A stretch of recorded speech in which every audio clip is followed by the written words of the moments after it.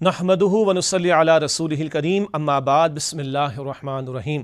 Corona virus کا معاملہ پورے عالمگیر سطح پر اس وقت جاری ہے اور بہت سارے سطحوں پر کام ہو رہے ہیں۔ پاکستان میں بھی ہماری وفاقی حکومت ہو، صوبائی حکومت ہو، پاکستان کی افواج ہوں اور بہت سارے ریاستی ادارے ہوں، اسی طرح بہت سارے ہاسپٹلز ہیں، بہت سارے پرائیویٹ سیکٹر کے ادارے ہیں، بہت سارے میڈیکل اسٹاف کے لوگ ہیں، ڈاکٹرز ہیں، نرسز ہیں، بہت سارے والنٹیئرز ہیں۔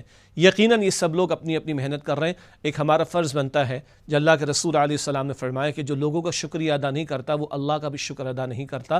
ہمیں ان کا شکر گزار بھی ہونا چاہیے اور ان کے لیے دعا کرنی چاہیے کہ اللہ تعالیٰ ان کی حفاظت بھی کرے، ان کو صحیح فیصلوں کی توفیق بھی عطا فرمائے، اور یہ مخلوق خدا کی جو خدمت کر رہے ہیں اللہ ان کو اجر عظیم عطا فرمائے۔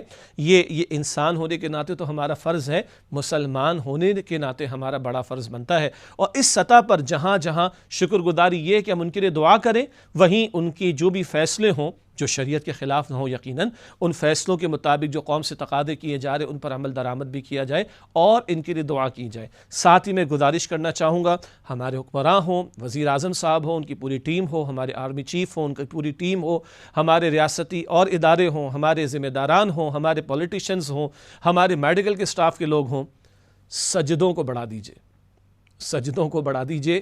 ہماری محنتوں میں تاثیر تب آئے گی جب اللہ کا اذن ہوگا، اللہ کا حکم ہوگا۔